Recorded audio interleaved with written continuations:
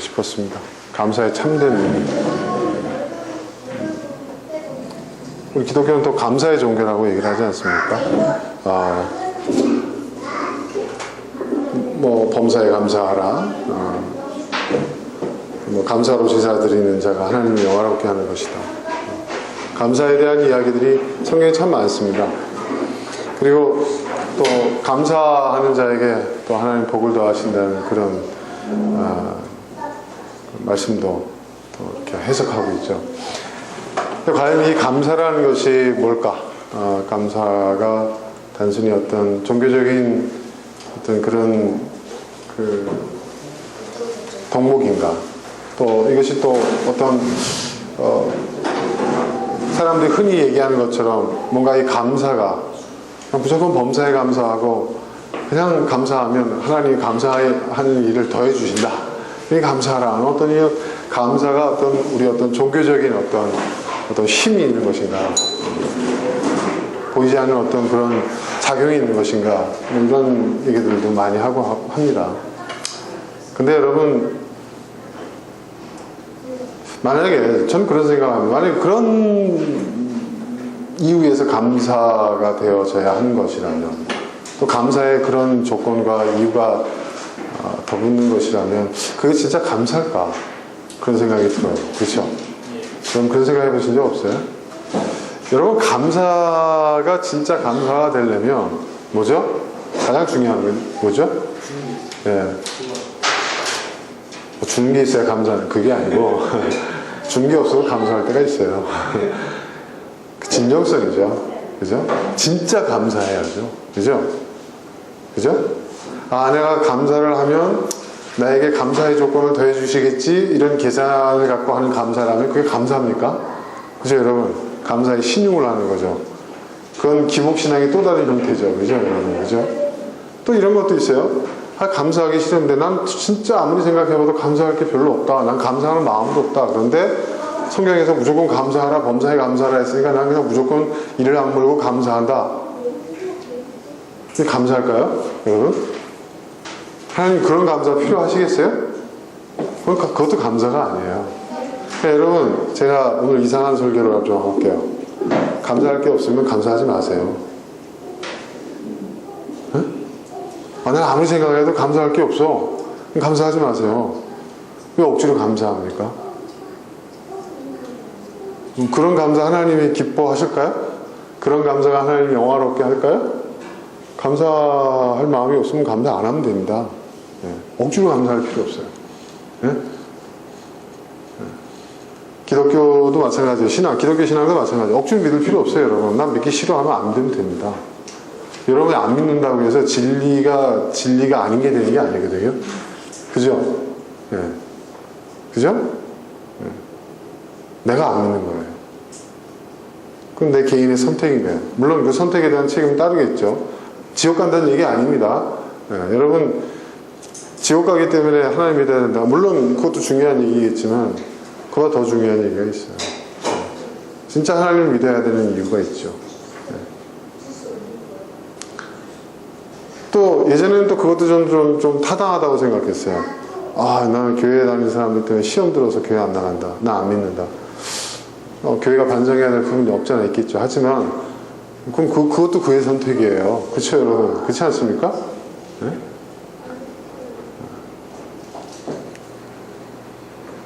그럼 어떡하겠어요? 그런 걸. 그게 다행히 설득이 되거나 이해가 돼서 바뀌어진다면 기뻐할 일이겠지만 또 굳이 그렇게까지 할 필요가 있나라는 생각도 듭니다. 저는 솔직히. 왜 그럴까요? 제가 사람에 대한 애정이 없어서? 신앙에 대한 열정이 없어서? 아니요. 다 해봤어요. 다 해봤는데요.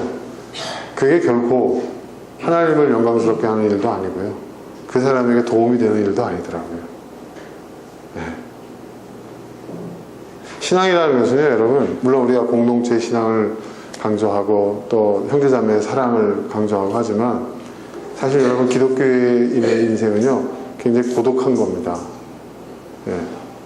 저는 기독교뿐만 아니라 진정한 종교인의 길은 어떤 종교이든 굉장히 고독한 길을 가게 돼요.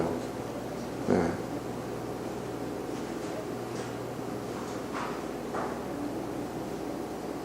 왜냐하면 선택의 문제가 있기 때문에 그래요. 누가 대신 그 선택을 대신해 주는 게 아니에요.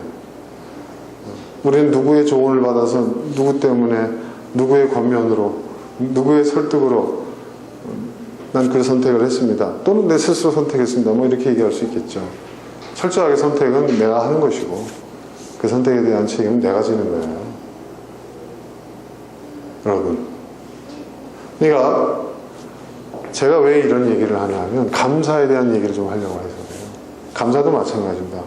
감사하기 싫은데 억지로 감사? 그건 감사가 아니에요. 감사에 신용을 한다고 해서 감사가 되는 게 아니잖아요. 우리는 신용을 하면 그게 되는 줄 알고 있어요.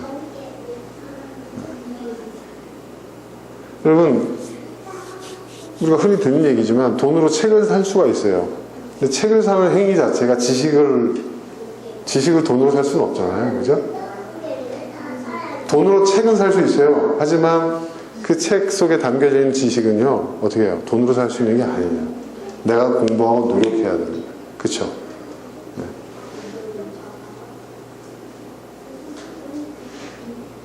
껍데기는 가야 돼요. 오늘 작가가 얘기한 것처럼 껍데기는 가라. 껍데기는요, 여러분 죽었다 깨도 진실이 될 수 없어요. 실체가 될 수 없어요. 진짜가 될 수가 없어요. 껍데기는 껍데기예요. 왜 참기 어려운 줄 아세요, 여러분? 진짜는요, 참을 필요가 없어요. 그쵸, 여러분? 그렇지 않아요? 네. 참을 필요가 없어요. 진짜인데. 그죠? 뭐 어떻게 척할 필요가 없어요. 꾸밀 필요가 없어요. 그죠? 그럴듯하게 보일 필요가 없어요. 진짜인데. 그쵸, 여러분? 그렇지 않아요? 네. 맛있는 건 맛있어요. 그죠? 근데 맛 없는 거를 맛있게 하려고 온갖 조미료를 치고, 그렇죠, 여러분? 네? 양념을 하고. 근데 진짜 맛있는 음식은요, 원재료의 맛이 탁 살아있으면서, 그죠? 그리고 군대 가서 밥 먹어보면요, 이 메뉴표를 보면 일주일 내내 다 새로워요. 그런데 다 똑같아요. 어쩜 찌개 맛이나 국 맛이 언제나 똑같은지. 그쵸? 신기하지 않아요? 똑같아요. 네.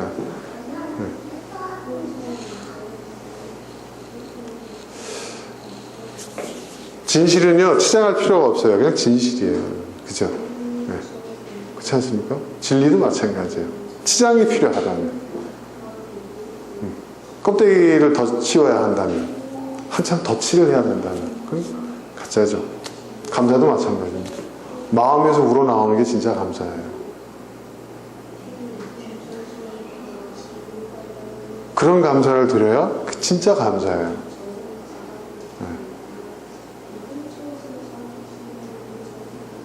진짜 고마워서 감사를 하는 건지 신용을 하는 건지 우리 알잖아요. 감사를 받는 우리도 알잖아요. 그죠? 그죠? 제자가 또는 뭐 동료가, 후배가, 뭐 심지어 자녀들이 감사하다고 얘기를 하는데 그 감사가 진짜 감사인지 정말 그 진정성이 느껴지는 감사인지 알잖아요. 우리. 그죠? 사람도 알아요. 여러분. 그죠? 저는 추수감사절, 감사의 절기를 맞이해서 우리의 감사의 그 진정성에 대한 부분, 그 감사의 참된 의미는 그 진정성이에요. 딴 게 아니에요. 그 진정성이 받아들여지는 것이죠. 진정성이 통하는 거죠. 감사뿐만 아니라 세상의 모든 것들이 다 그런 것 같아요. 신앙이라는 것도 그렇고, 그렇죠? 사랑이라는 것도 그렇고, 이 진정성이 통해야 돼요. 진정성. 다른 건 다 통하는데 이 진정성이 통하지 않는다. 그러면 그거는 아무것도 아닌 거예요, 여러분. 사실은 껍데기인 거죠, 진짜. 그 마음이, 그 진정성이 통해야죠. 그게 통할 때, 여러분, 다른 건 다 막혀도 그게 통하잖아요. 그럼 다 된 거예요. 사실은. 그렇지 않습니까? 네. 저는요, 뭐 남들은 이렇쿵저렇쿵 얘기를 많이 하는데, 저는 남북한의 이 평화에 대한 진정성은 통했다고 봐요. 네. 하지만 이제 그 외에 여러 가지 많은 문제들이 있죠. 그러니까 진정성이 통했기 때문에 제일 중요한 게 통했다고 좀 봐요. 그렇지 않습니까, 여러분? 그럼 가야죠. 국민들이 그 진정성이 통하는 걸 느꼈잖아요. 그렇죠? 그 진정성이 없는 사람들은 네, 말들이 많은 거죠. 믿을 수가 없다, 뭐 어쩌다 저쩌다. 네. 저는 사업을 하는 데 있어서도 진정성이 통하는 게 굉장히 중요하다고 생각해요. 다른 거 안 통해도요, 진정성이 통하면요, 돼요. 그 사업은 돼요. 그 일은 돼요. 근데 다른 건 다 되는데 진정성이 통하지는 않잖아요? 안 돼요. 안 됩니다.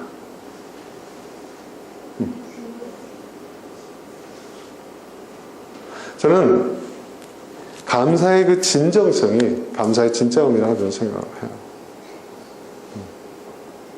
굉장히 중요한 거죠. 그런데 이런 분들이 있어요. 저도 그럴 때가 많아요. 감사한 마음이 눈꽃만큼도 없어요. 하나도 안 고마워. 하나도 감사할 게 없어.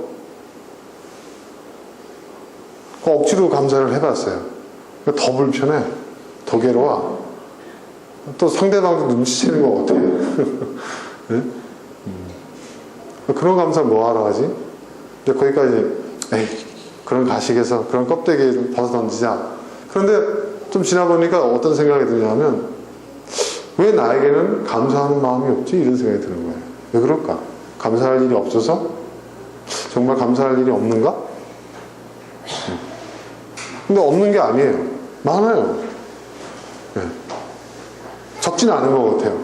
그런데도 내 마음에 진정으로 그것이 감사하게 여겨지지 않는 거죠.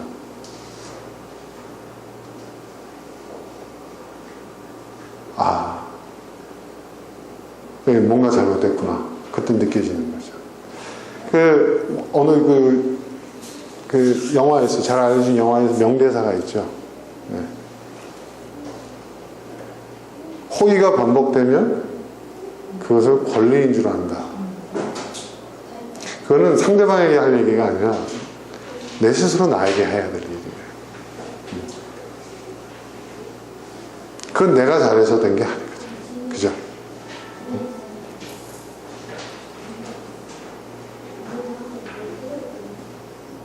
나에게 주어진 거예요. 하지만 나에게 주어졌다는 것은 뭐예요? 내가 잘해서 주어진 건 아니잖아요. 그죠? 그죠? 내가 나의 능력, 나의 재능, 나의 어떤 인격적 어떤 그런 서양, 이런 것과 상관없이 나에게 주어진 게 있어요. 네. 내가 노력하지 않았는데, 또 좀 더 나아가면 내가 노력은 하긴 했지만 그 노력의 대가가 이렇게 나한테 오는 것이 맞는가라고 생각되는 것도 있어요.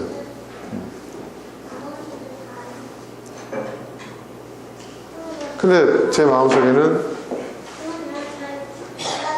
그런 부분에 대한 것이 나의 어떤 당연한 권리인 양 생각되는 거죠.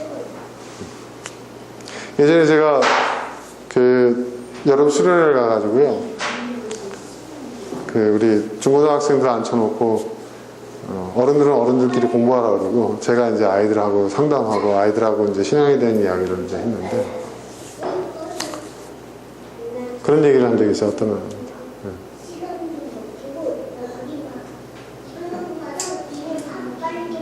굉장히 집이 어려워요. 아버지가 사업을 했는데 계속 그냥 다 말아먹고 부모님 집에 얹혀 사는 거예요. 근데 그 집 자식은 막 유학도 가고 싶고 또 이것저것 하고 싶은 게 많은 거예요. 또 부모님은 해주려고 노력을 해. 그 아이한테. 그 같은 부모의 입장에서 보면 참 마음이 애틋하더라고요. 근데 걔는 부모에 대해서, 그런 부분에 대해서 고마운 게 하나도 없어요. 진짜 그래요. 막 더 많은, 어느 부모는 이것도 해줬는데 뭐 이런 식인 거예요. 방학 때 연수도 보내주고 막 그러는데, 어학연수도 보내주고.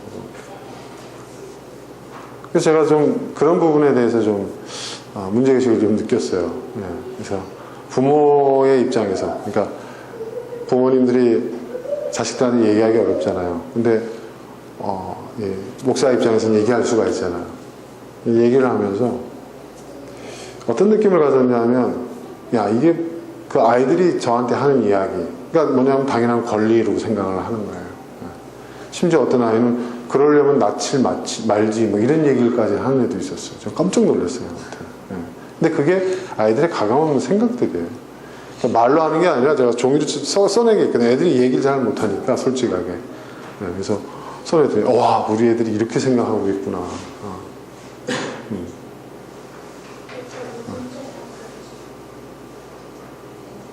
심지어 어떤 아이는요, 뭐 부모님 내가 유산을 물려받아가 다 써버리면 좀 어때? 막 이런 식의 이제 얘기를 하는 아이들이 있었어요.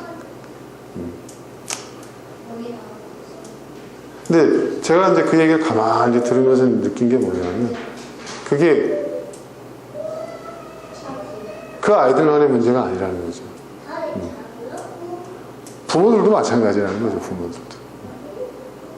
마치 하나님 앞에서의 우리가 어떤 태도를 갖고 있는지를 그 아이들을 통해서 보는 것 같았어요. 네. 그래서 제가 이제 그때 내린 결론이 뭔지 아세요? 제가 큰 교훈을 얻었어요. 자녀들이 부모님의 마음, 부모님의 생각을 알아주길 기대하지 말자. 아예 기대하면 안 된다. 그 기대가 있으면 싸움이 나겠더라고요.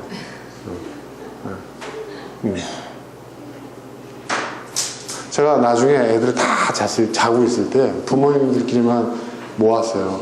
자녀들을 위한 기도회 이렇게 모임을 가져가지고 아이들이 어떤 얘기를 했는지 이제 블랭크를 해가지고 이름은 다 가리고 그걸 내가 하나씩 읽어줬어요. 부모들이 펑펑 울더라고요. 굉장한 충격도 충격이지만 이제 아이들의 그런 모습에서 반성을 하게 되는 거예요, 부모님.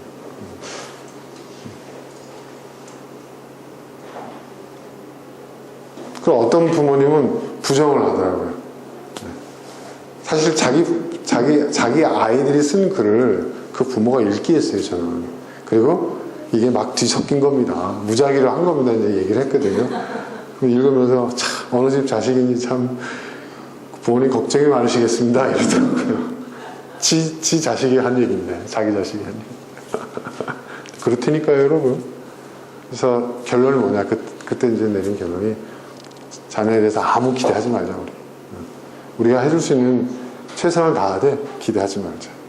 그리고 고마워하면 감사할 일이고, 그렇지 않는다고 해도 원망하지 말자. 그거로 끝내자.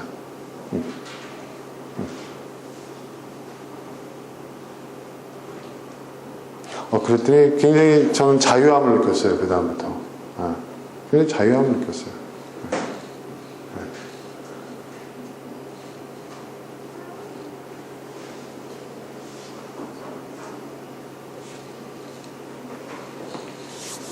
근데 그 자유함이 말입니다. 자식들의 입장에서는 굉장히 무서운 자유함입니다. 사실은. 그렇지 않아요, 여러분? 자, 제가 지금 얘기하고자 하는 것은 그거예요. 우러나야 돼요. 신앙도 우러나야 되고, 감사도 우러나야 되고, 사랑도 우러나야 되는 거예요. 네. 누군가 와가지고 나한테 사랑한다고 막 얘기를 하는데 그 사랑이라는 게 결국은 다 계산되고 뭔가 나의 조건을 보고 그런 사랑이라면 그 사랑의 진정성을 느낄 수 있겠어요, 여러분? 네? 살다 보면 다 생겨. 살다 보면 생깁니까, 여러분? 살다 보면요, 있던 것도 없어져요. 그렇지 않아요, 여러분? 네? 근데 조건 보고, 여러분, 그건 아닙니다. 다행히 지금 여기 우리 성도들 가운데서 조건 보고 결혼하는 사람 한 커플도 없는 것 같아서 제가 감히 얘기를 합니다. 여러분, 어떻게 조건을 맞춰서 결혼을 하죠? 그죠, 여러분? 전 지금도 그건 어려울 것 같아요. 물론 기회는 주어지지 않겠지만.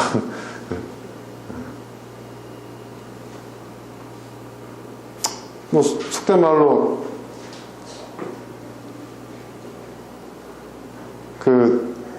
여러분, 지인지조라는 말 아십니까? 젊은 사람들이 쓰는 말인데. 이게 무슨 뜻인지 알아요? 사자성어래요. 지인지조. 네? 용서하고 들으십시오. 지 인생 지가 조진다. 용서하고 들으십시오. 근데 이게 요즘 젊은 사람들이 쓰는 사자성어가 있는데 재밌는 게 많아요. 아무튼 시대를 풍자하게 참 많은데 그 중에 하나예요. 그러니까 여러분, 내가 좋아서 하는 건데, 그러니까 이게 무슨 얘기냐면 자기가 잘못된 선택을 해가지고 자기 인생 이게 아니라 망쳐도 내 인생이다 이거죠. 그러니까 난 내가 선택하겠다는 거예요. 이게 무슨 얘기냐면, 야, 인생 잘못 살면 망쳐. 그러니까 조심해야 돼. 이런 어떤 얘기가 아니라 내 멋대로 살겠다는 얘기예요. 지 인생 지가 조지는 거지 뭐. 이런 거예요. 무슨 말인지 아시겠죠? 어떻게 보면 굉장히 기성세대들에게 도전적인 얘기이기도 하고 무책임한 삶을 사는 것 같지만 제가 어떻게 보면은 그 말이 맞아요. 그렇지 않습니까? 네. 지 인생 지가 망쳐야 덜 억울하다 이거예요. 망치더라도 네. 나 해보고 싶은 거 하는 살겠다 이거죠.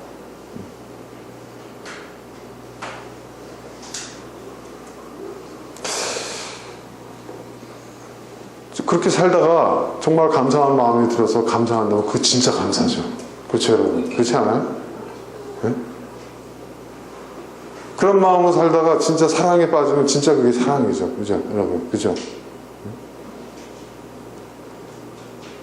그렇게 살다가 느껴지는 뭐 어떤 인생의 나름의 가치나 의미가 있다면 그 진짜 의미와 가치죠.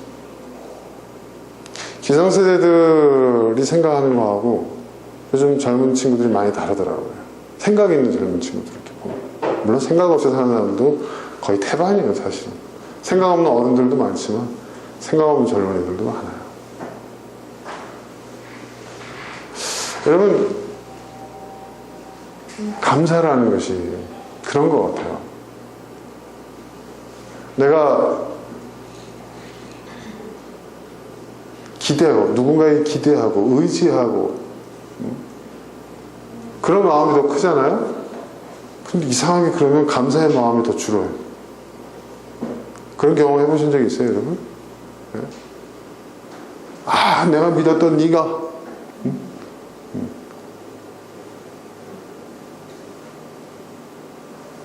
내가 그렇게 의지했는데 내가 마음을 줬는데 너무 바라봤는데 원망, 배신감, 상처 이런 게 더 커요.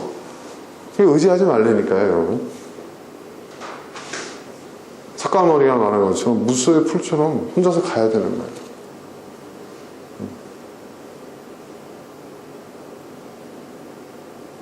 내 스스로가 나의 인생을 살 수 있어야 돼요. 자, 그럴 때 감사하는 마음이 탁 든다. 그건 진짜 감사하죠. 그렇지 않습니까?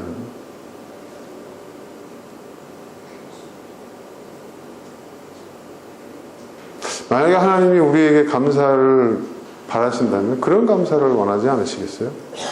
그죠?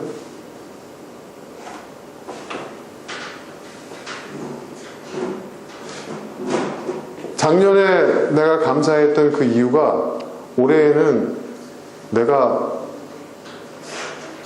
감사하기 어려운 이유가 될 수도 있어요. 여러분 그런 일들 많이 경험하지 않으세요? 그렇죠? 똑같은 똑같은 일인데 그것이 원망이 되고 감사가 되고 그죠? 실망이 되고 기쁨이 되고 상황에 따라서 환경에 따라서 왔다 갔다 해요. 그러니까 어떤 그 사건, 어떤 이벤트, 어떤 결과물 그 자체가 뭐 감사니 원망이니 이걸 결정하는 게 아닌 것 같아요. 그렇죠? 우리의 마음이죠. 우리의 마음.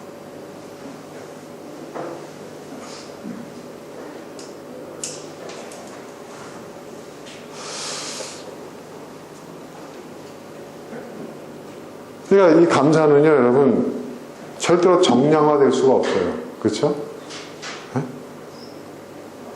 그 감사의 지수가 80%, 90%, 50%뭐 이렇게 얘기할 수가 없잖아요. 그죠? 감사는 왜? 정성적인 거예요. 정성적.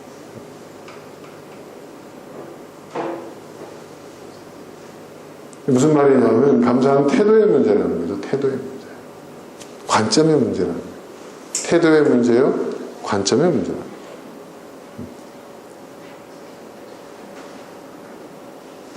그러니까 무언가 내가 감사할 만한 것을 얻었기 때문에 거기에 대한 담례로 감사하는 그런 감사가 아니라는 얘기죠. 물론 그것도 그렇게 우리가 받은 것도 감사해야 됩니다. 하지만 그것을 그 이전에 우리의 그 마음의 또 관점의 문제라는 거예요.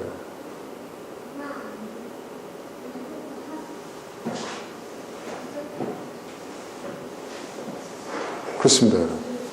여러분, 세상에 공짜 점심 없다는 말이 있잖아요. 근데 세상에 공짜는 없어요, 여러분. 여러분이 어떤 거저 주어지는 건 없다는 거죠.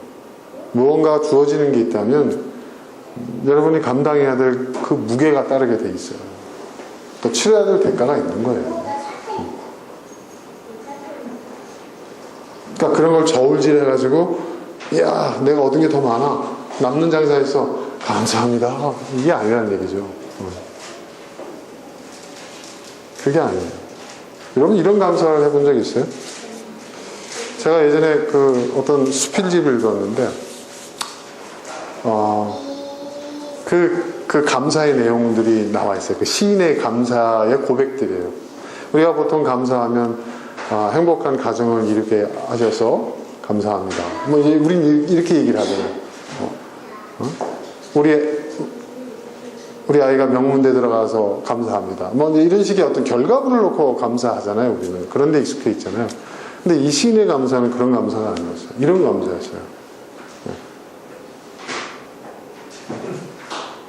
때때로 힘들고 후회가 되지만 그래도 부부의 연을 맺게 하셔서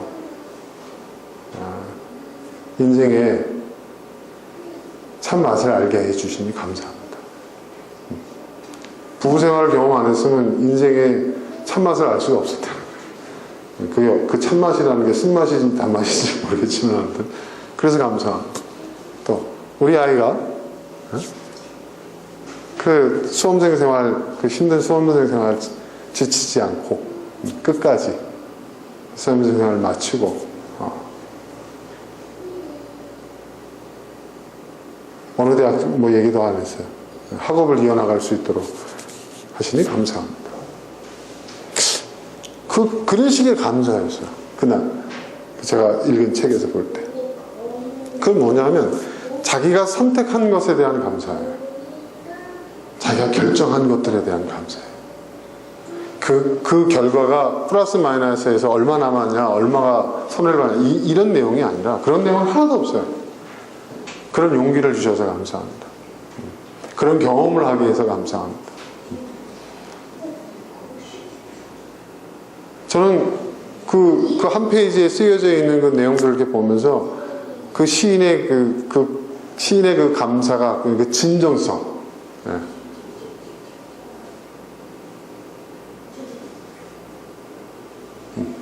그걸 느꼈어요. 어떤 신앙 고백보다 더 위대하게 느껴지더라고요. 그러니까 자신의 현재가 지금 만족스러워서 감사한다 뭐 이런 내용 하나도 없어요. 그 내용 가운데 또 이런 것도 있어요. 내가 지금 버거워서 내 짐도 내가 버거운 와중에 내 친구의 고민을 들음으로써 내 삶을 돌아볼 수 있게 해주셔서 감사합니다. 뭐 이런 내용들이에요. 참 그런 게 와닿았어요. 야, 이게 진짜 감사구나. 이게 진짜 감사구나. 이런 감사를 할 수 있어야 될 텐데 나도.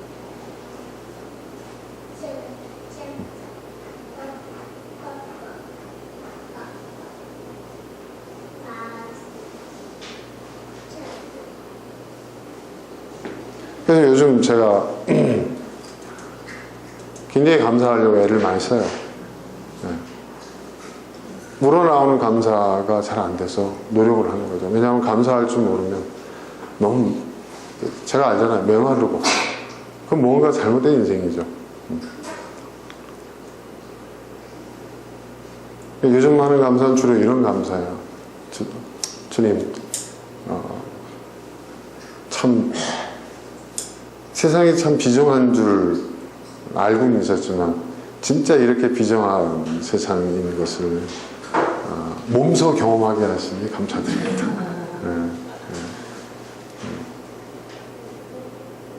하루하루 살면서 남의 밥그릇에 담겨져 있는 것을 어떻게 뺏어올 것인가를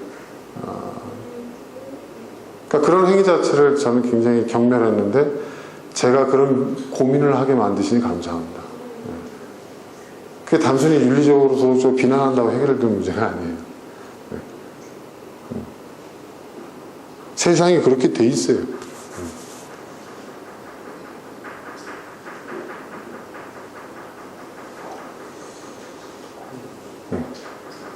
단순히 책을 읽고 기도하면서 도덕적으로 윤리적으로 그건 아니지.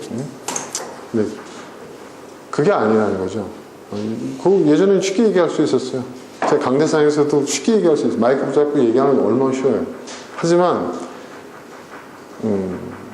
제가 지금 날마다 고민을 해야 되거든요. 날마다 고민을 해야 돼. 또 우리 것을 지키기 위해서 또 얼마나 몸부림을 쳐야 되는데. 그러니까 좀 더 나은 세상을 꼭 이렇게 우리가 살 길은 이런 방법밖에 없을까? 자, 이렇게 해서 남의 밥그릇에 있는 거 뺏어 와가지고 그거 하나님 감사합니다. 감사원금을 내고 그런 게 과연 최선일까? 이런 고민을 진짜 진지하게 하는 거죠. 대안을 만들어 놓습니다. 야, 내가 그러니까 전에는 아웃사이더로서 이렇게 얘기를 했는데 이제는 그 한복판에서 제가 당사자가 되어서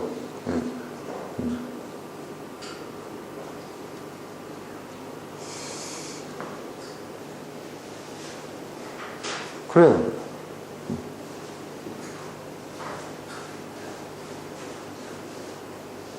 자, 그런 문제.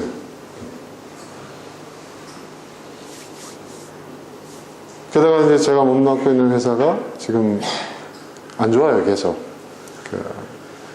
영업이익도 안 좋고, 매출도 계속 안 되고. 요즘도 날씨 따뜻하잖아요. 또 그리고 몇 년간 이 아웃도어 업계를 먹여 살던 롱패딩 유행이 끝났어요. 안 팔려요, 지금. 안 팔려요. 그걸 먹고 살았거든요. 그거하고 한 2, 3개월, 한 3개월 팔고, 그거하고 1년 먹고 살고 그러는데, 이제 그런 게 안 되니까. 내년도에 이제 부장급 이상 임원들을 갖다 대폭 자릅니다.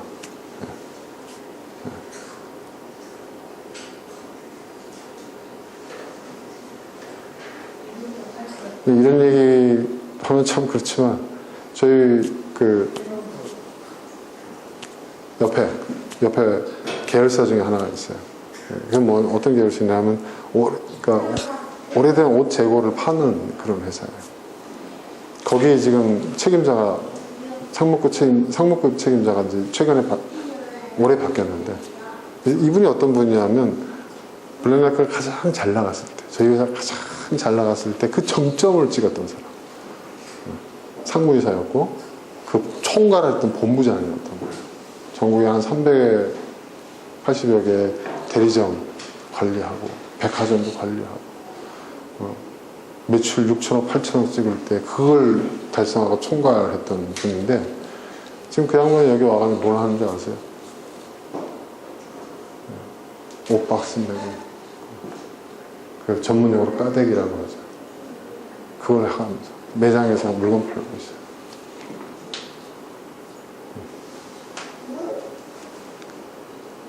저는 뭐 여기 몸담은 지 얼마 안 됐기 때문에 그러니 받을 수 있지만 저희 회사에 오래 있던 사람들은 충격인 거예요. 그런 장면을 보는 것도 충격이고. 근데 그게 현실이에요. 그게 현실.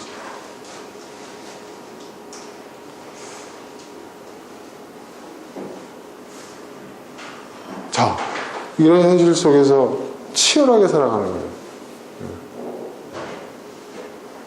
뭐 그냥 어느 정도 규모 되는 중견기업 정도 수준이 이런데 대기업은 어떻겠어요? 라고 생각해 보세요. 쉬운 게 없는 거죠. 자, 그런 현실, 그런 상황을 경험한 거예요. 제가 요즘 어떤 생각이 드냐면요. 야, 내가 이제 이런 경험들을 하다가, 하나님 허락하실 때까지 하다가, 나중에 제가 만약에 기성교회 목회자로 돌아간다면, 나 목회 정말 잘할 수 있을 것 같다. 성도들이 어떤 삶을 사는지를 아니까. 그죠? 진짜 그들이 어떤 삶을 사는지를 알잖아요. 그렇게 살아봤으니까, 저도. 단순히 도덕적인 윤리적인 설교? 저는 왜 젊은 사람들이 교회를 떠나는지를 알고 있어요. 하도 와닿지는 않거든. 제가 가끔씩 CBS나 뭐 기독교 TV 틀어서 이렇게 방송을 봐요.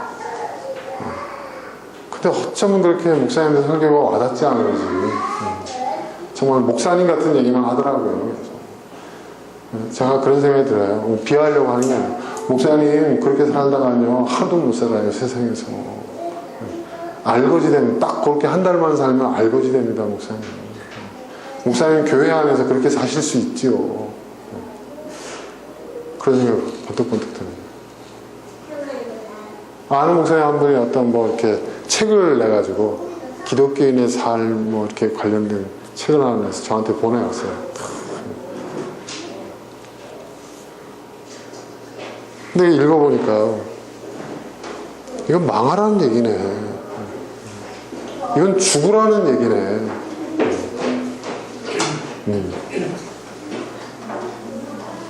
그러니까 성도들이 세상에서 어떤 삶을 살고 있는지 하나도 모른다는 거예요. 그냥 교회에서 보는 그 모습. 교회에서 볼 때는 다 천사 같겠죠. 그죠? 하지만 그 사람들이 세상에서는 다 마귀처럼 살고 있단 말이에요. 아니, 마귀가 되지 않으면 살 수가 없는 세상인데. 그렇잖아요, 여러분? 네?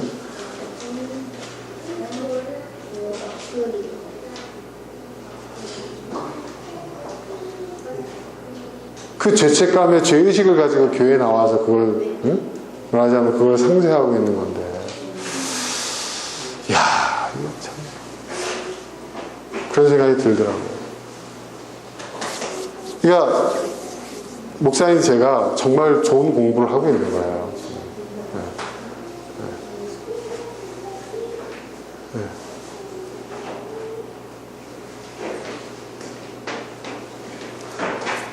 이번 주에는 어떤 일이 있었냐면 저에게 납품하는 업체가 하나 있어요. 그 업체 대표를 불렀어요. 원가를 낮춰야 돼요. 네, 원가를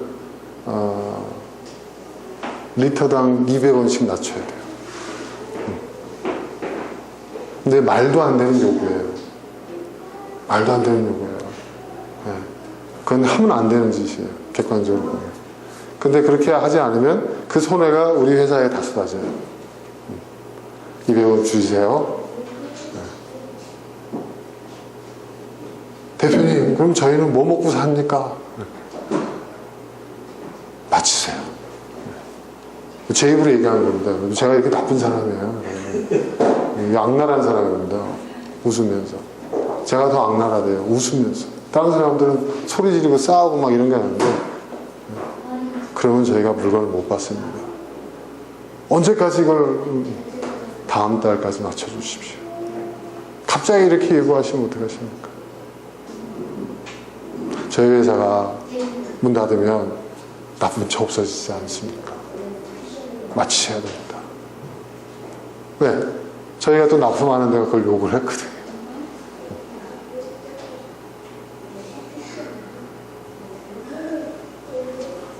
가장 이상적인 건 뭐예요? 그 큰 회사가 리터당 200원씩 그 손해 감소하고, 손해도 아니에요. 지네 이익률이 떨어졌다, 매출 떨어졌다고 그거 보전한다고 저희한테 요구하는 거예요. 근데 저희는 유통회사잖아요. 그러니까 원청한테 얘기해야죠. 전 직원들한테 안 시킵니다. 그런 얘기 제가 합니다. 직원들 하고 싶겠어요? 제 손에 피가 많이 묻어 있습니다.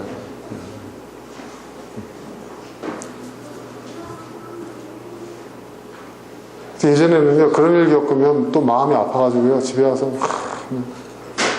기도하고 막 회개하고 그런데, 이제 이런 일들이 워낙 다반사다 보니까요, 꼭 기억하고 회개하지 않으면 회개가 잘 안 되더라고요. 네. 이렇게 되더라고요, 사람. 그러니까 이런 세상에서 여러분 신앙을 지키고 믿음의 가치를 지키고 신앙인으로서 그리스도인으로 살아간다? 여러분 그 기적과도 같은 거죠. 그러니까 여러분 기적을 행하시는 분들이에요. 네, 기적을 행하시는 분들.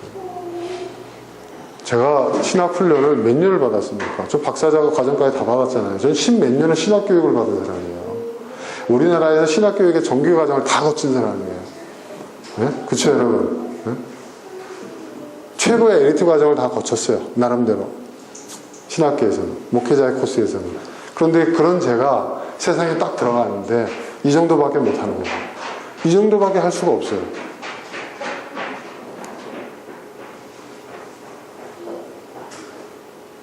교회 안에만 있는 사람들이 뭘 알겠습니까? 다 천국인 줄 알고 다 천사인 줄 알죠. 마구니가 되지 않으면 세상 살기 힘들어요. 진짜. 그리고 지위가 높아지면 높아질수록, 권한이 많아지면 많아질수록, 수입이 많아지면 많아질수록 더 악랄해져야 돼요.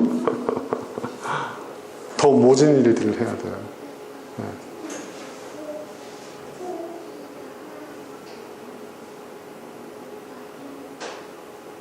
그렇게 돼 있더라고요. 아니 그 자리가 그렇게 만들어요.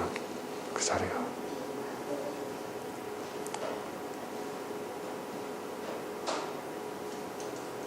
그리고 이것은 너무나도 당연한 일이에요. 너무나도 당연한 일. 능력 안 되면 밀려나는 거지. 진화론의 적자생존, 그게 자본주의야. 그 자본주의 사회를 우리가 살고 있는 겁니다.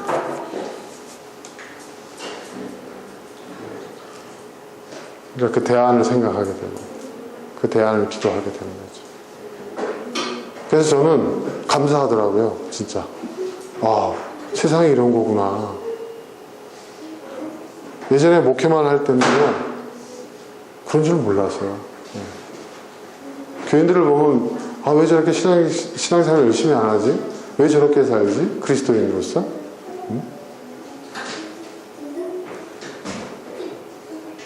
참, 그런 시절을 생각하면 지금 제가 너무 부끄러워요, 진짜.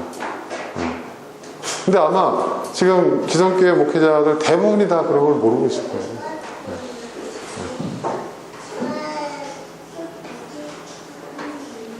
그러니까 제가 성도의 입장이 되어서 지금 제가 경험하는 것들을 이제 들으면서 아까 말씀드린 대로 뭐 기독교 TV 유명한 목사님 나 설교하는 거 무슨 뭐 신앙 간증집 뭐 아무리 읽어봐야 이거는 그러니까 여러분들이 예전에 제 설교를 듣고 어떤 생각을 했었을까 막 이런 생각도 들기도 하고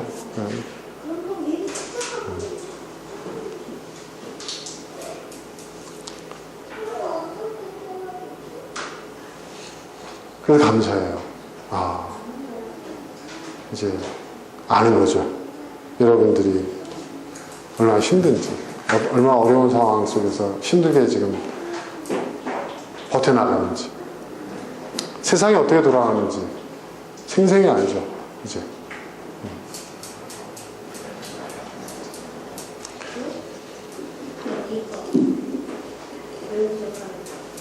그래서 감사하더라니까 진심으로. 그리고 내가 이제 앞으로 어떤 길을 가야 하는가? 어떤 삶을 살아야 될까? 이것을 진짜 진지하게 생각하게 되는 거죠.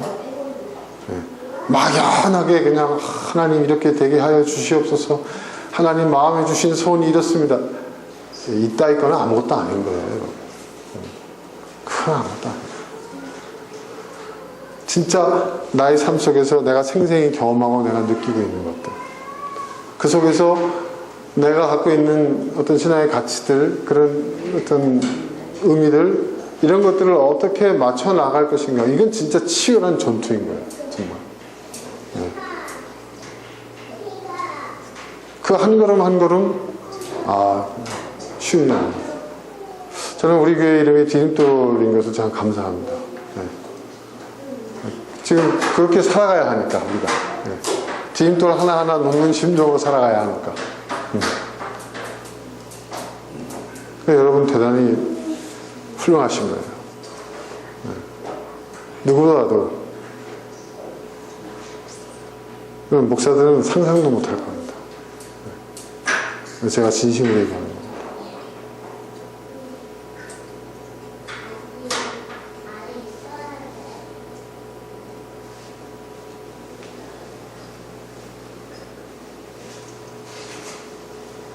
그게 요즘 제가 제일 감사한 일입니다.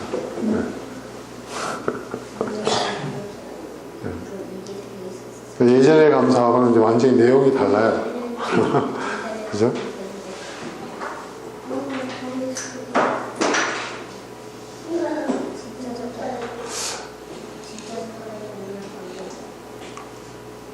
그러니까 제가 누군가에게 무언가를 해줄 수 있는 것으로 인해서 감사했어요. 얼마 전까지만. 뭐 자녀들에게 해줄 수 있는 거, 뭘 해줄 수 있는 거. 네. 뭐 아버지 역할 좀 하고, 자식 역할 좀 하고, 네? 또 목사 역할 좀 하고, 사장 역할 좀 하고, 내가 어떤 역할을 함으로 인해서 나의 역할을 통한 수혜자가 있다는 거, 그것으로 해서 오는 보람, 뿌듯함, 이제 그런 것이 이제 얼마 전까지 제가 감사하는 그 감사의 주된 내용이었는데요. 지금은 뭐냐면 그런 거예요. 그런 건 이제 안중에도 없어요. 그래, 다 뽑아 먹어라. 뽑아 먹고 있으면 다 뽑아 먹어. 자신은 다 뽑아 먹고, 직원들 다 뽑아 먹고, 형제들 다 뽑아 먹고, 뽑아 먹을 게 있으면 다 뽑아 먹어라.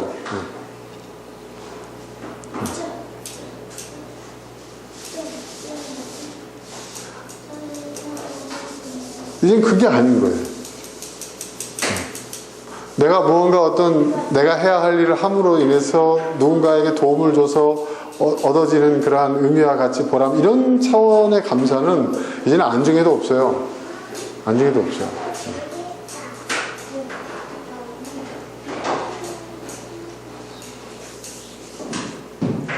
하나도 감사하지도 않고, 이제는. 그럼. 제가 시험 든 거 아닙니다. 오해하지 마십시오. 저 굉장히 성숙해졌습니다. 그게 아니라는 거죠.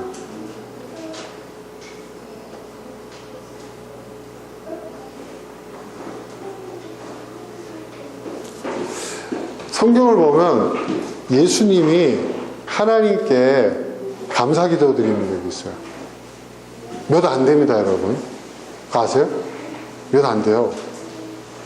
그 장면들이 있어요. 어떨 때 감사하셨죠? 그럼 한번 기억을 더듬어 보세요.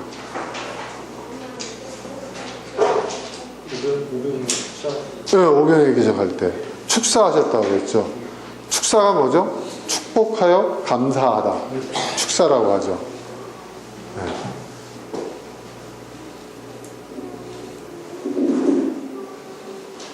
오병이어 때 왜 감사했었을까요? 예수님께서 홍해했던 걸 기억하면 함께하셨습니다. 그런 것도 있겠죠. 근데 중요한 게 있어요. 거기 중요한 게 뭐죠?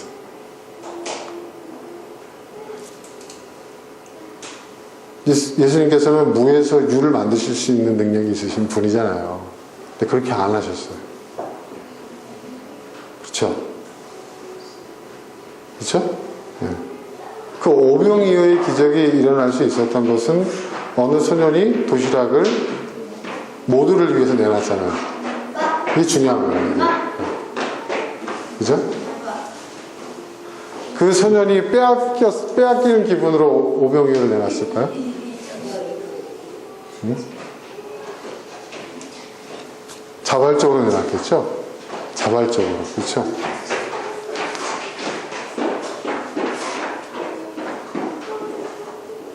그게 이제 중요한 얘기입니다. 여러분, 예수님이 십자가에 못 박혀 돌아가시는 걸 원하셨습니까? 원하시지 않으셨습니까? 여러분, 어떻게 원하지 않으셨어요. 할 수만 했으면 이 십자가를 내게서 옮겨주셔서 했죠. 그래서 실제로 예수님이 십자가에 못 박혀 돌아가실 때 감사하지 않으셨어요. 그 고통 속에서 아버지여 나를 어찌하여 버리시나이까 처절하게 울부짖었어요. 그쵸? 그게 진실이 아니에요. 성경에 나와요. 물론 다 이루었다다 뭐 그 말씀이 있으셨지만 감사하다는 말씀은 없었어요. 그러니까 여러분, 예수님도 이 땅에 오신 최종 목적을 이루시는데 그 순간에 감사하지 않으셨고요. 괴로우셨어요. 힘드셨어요. 고통의 탄식, 눈물, 괴로움, 절망, 절규. 불신 아닙니다, 여러분. 여러분 힘들면 원망할 수도 있고요, 여러분. 예. 아프면 아프다고 하세요. 중요한 게 아니에요. 근데 어쩌면 우리의 그러한 정직한 고백이 우리 하나님께는 더 귀한 신앙의 고백으로 들리고, 어쩌면 더 나아가 그게 어떤 미사억으로 포장되어 있는 감사의 고백보다도 더 큰 감사일 수도 있어요. 여러분, 그런 생각 안 해보셨어요?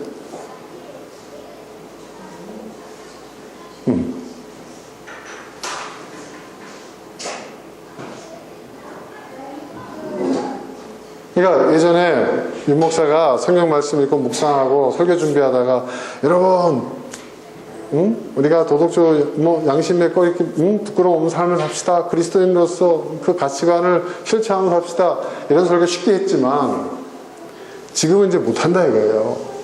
네.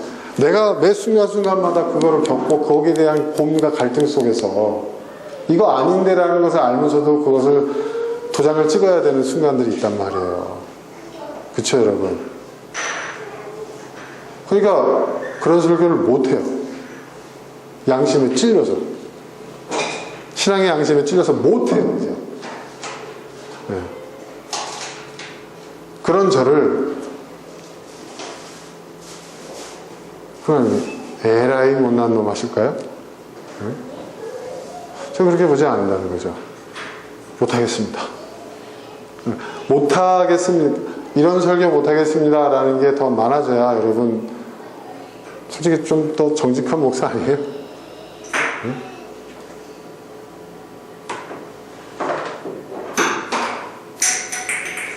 그러니까 제가 여러분한테 설교할 수 있는 거는요, 제가 할 수 있는 설교만 하게 돼요. 못해요. 이제 나도 못하는 걸 여러분에게 하라고 할 수 없어요. 근데 전에는 그게 참 안타깝게 느껴지고 부끄럽고 탄식처럼 느껴졌는데 요즘은요, 다행스럽게 느껴져요. 네, 다행스럽게. 그래서 감사가 돼요. 여러분, 이런 감사 이해하실 수 있겠어요? 네.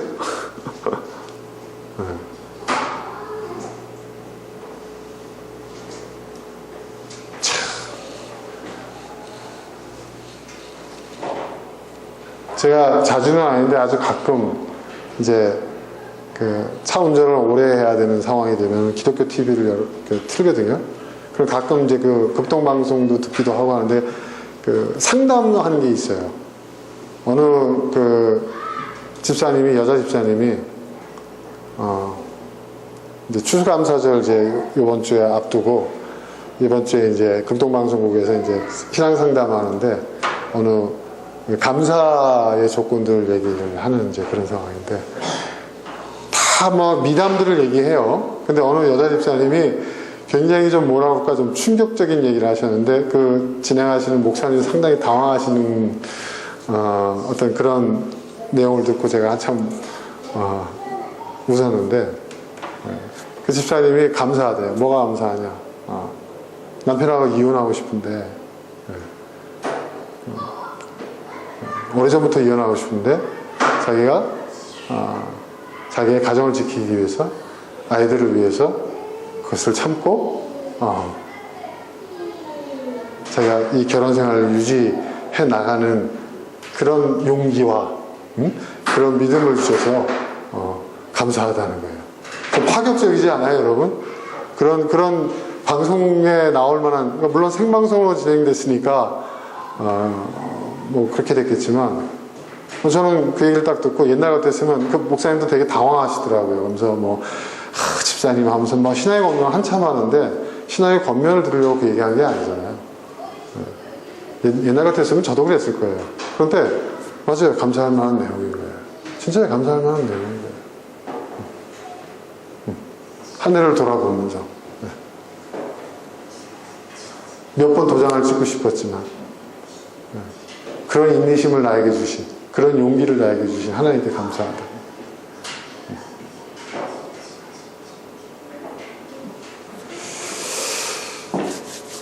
좀 뭐라 그럴까요? 그런 것도 감사의 내용이 될까? 이런 생각이 들 수 있겠지만 제가 볼 때 진짜 참된 감사라고 생각합니다. 여러분, 그런 감사라면은 우리가 범사에 감사할 수 있지 않을까요? 그죠? 그렇지 않아요? 그렇지 않습니까? 네. 그렇지 않습니까? 그러니까 오히려 더 어떤 미사억으로 이렇게 포장되어진 그런 감사가 아니라 사실 그 내용은 힘들어요 라는 내용이지만 그게 감사의 고백으로 들리는 거예요. 하나님. 또 우리도 힘듭니다 라는 그런 내용이지만 사실은 그 속에는 또 진정한 감사의 마음이 있는 거예요.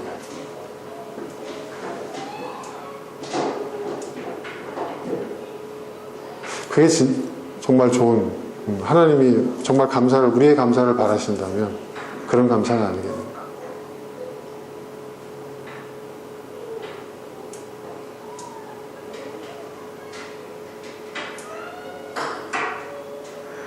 그렇습니다, 여러분.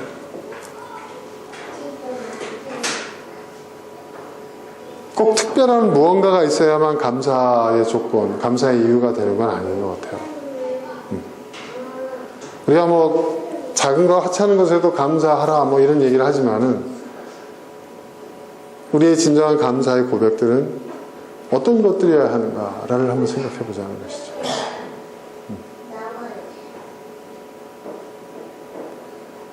우리의 삶의 모든 것들이 감사가 될 수 있어요.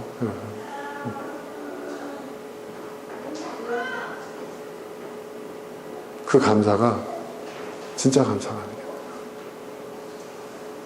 저는 요즘 감사하다는 생각이 듭니다. 힘들어요. 되게 힘들어요. 제가 참 감내하기 쉽지 않은 일들이 많이 생겨요, 요즘. 제가 살기 위해서, 저희 회사가 살기 위해서 정말 모든 일들을 결정해야 돼요. 근데 그런 상황 속에서 이게 저만 놓여져 있는 것이 아니구나. 누구나가 다 경험하는 것들이구나. 예전에는 제가 오너니까 안 해버리면 되잖아요. 손에 봐버리면 그만이잖아요. 그죠? 그렇지 않습니까, 여러분? 네. 제가 결정해버리면 돼요. 근데 이젠 그게 안 되잖아요. 그죠? 그러니까 정말 많이 배우는 것 같습니다. 1년 동안. 네. 뭐 더 배워야 될 거예요, 아마. 한참 더. 네. 힘들겠지만, 저도 한번 하나님 허락하실 때까지 겪어보려고 합니다. 그리고, 듣는 소리로, 읽는 글로,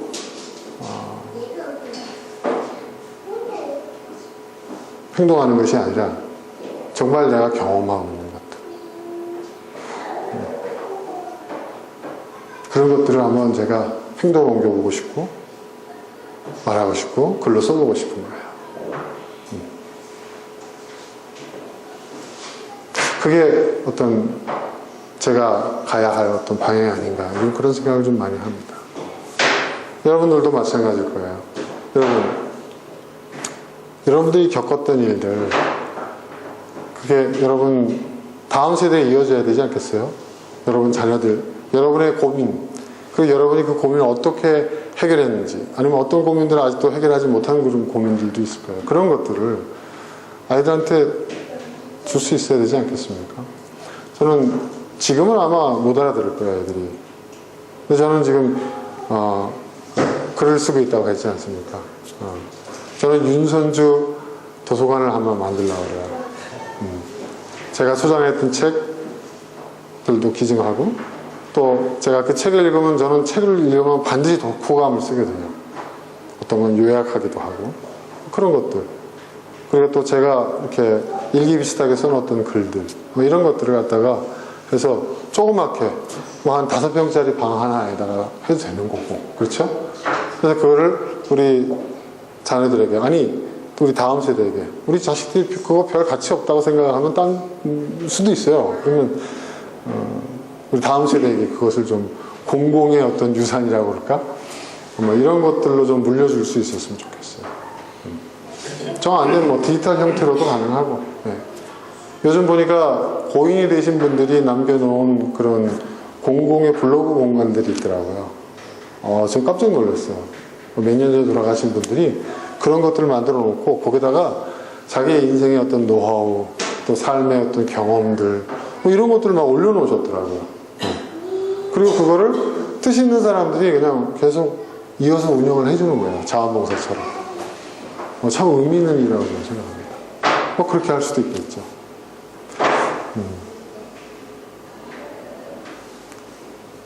자, 여러분. 좋습니다. 우리가 이제 감사의 시기를 맞이해서 감사에 대한 이야기를 한번 나눠봤습니다. 진정한 감사를, 감사의 참뜻을 잘 살려서 드릴 수 있는 우리 모두가 되기를 주님의 이름으로 축원합니다. 자, 이어서 우리 성찬 예식을 진행을 하도록 하겠습니다. 한 분씩 나오셔서 포도즙에다가 이 빵을 찍어서 드시면 됩니다. 이 성찬 예식문이 있는데 제가 기도하는 것으로 해서 대신하도록 하겠습니다. 기도하겠습니다. 예수님을 구주로 믿고 그 뜻에 따라 살기를 결심한 주의 백성들 모여서 이제 성찬식을 진행합니다. 주님이 우리를 위해서 찢으신 몸과 흘리신 피를 생각하면서 예수님의 고난과 십자가의 그 희생을 되새기며 기념하는 시간들을 갖습니다.